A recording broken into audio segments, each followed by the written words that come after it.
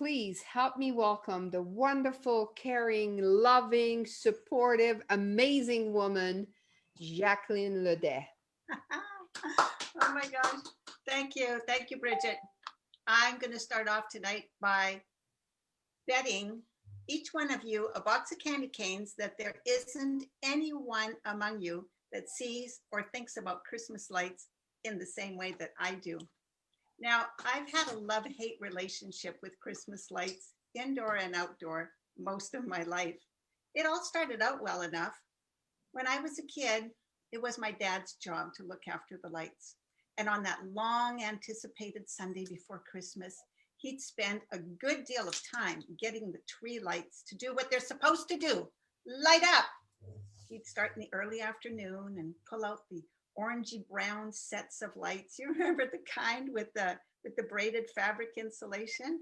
Well, I'd watch him as he tested each string. From a working string, he'd take out one bulb and then methodically test each bulb from the non-working ones, replacing bulbs as needed until, ta-da, they all lit up. Onto the tree they would go, but Dad kept a ready supply of spare bulbs nearby because inevitably, at multiple times during the holiday season, there would be that dark swatch across the tree indicating that one bulb somewhere in there needed to be replaced. The one burnt bulb that was responsible for extinguishing the entire string. My dad would patiently start his testing process again until the tree was once more aglow. Oh, how I loved turning off all the living room lights in the evening and just stare at the beauty of the lit up tree before me. It seemed almost magical. Some lights had 5 pointed stars around them, made of 5 little triangular mirrors glued onto a star-shaped piece of cardboard. But my absolute favorite ones were the ones that had the sealed glass tubes filled with liquid that bubbled and danced from the heat of the bulb.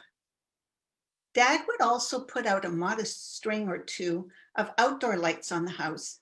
There was only one kind of exterior light back then, and everybody had the same. There were 4 colors on each string: red, green, yellow, and blue.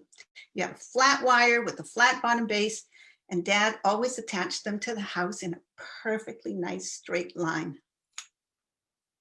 As a young mother in my own home, I somehow accepted the responsibility of getting the strings of light ready for the tree. It would take me forever to get all those tiny little lights working and to determine which one was responsible for the lifeless string in front of me. Yeah, the technology was still the same. If one didn't work, the whole set didn't work. But these were not the screw-in bulbs, though. Oh, no. I had to pop out the bulb, check that the 2 tiny little copper wires were making proper contact with the metal pieces inside the base. And maybe it was the darn bulb itself that was burnt. I had to start, not on the afternoon of the tree decorating like my dad, but on the night before. But miraculously, the time would come when the tree was up and resplendent.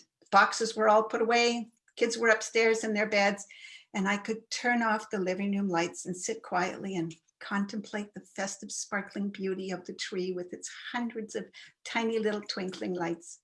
The effect was still mesmerizing, but just like my dad, I had my supply of replacement bulbs, hopefully at least a couple of bulbs for each of the different bulb size bases.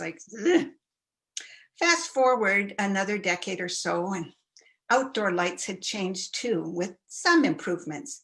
You didn't have to play find the burnt bulb game, but where there used to be one kind of string and 4 colors, now there was an astonishing number of variations, configurations, bulb types and shapes and colors. Oh my goodness.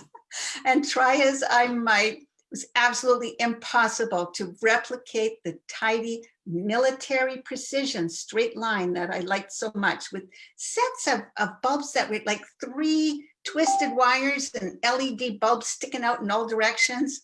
And don't even get me started on icicle lights. Well, short of hanging weights at the end of each tip, I mean, icicles are supposed to be straight, right? For me, they sort of ended up looking like a lacy curtain of lights. Well, okay, I admit it. The effect was not altogether visually unpleasing.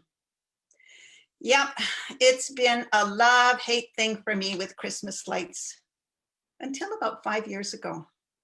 My husband was doing a lot of electrical work, so I had a certain amount of copper wire at my disposal that I used for jewelry making.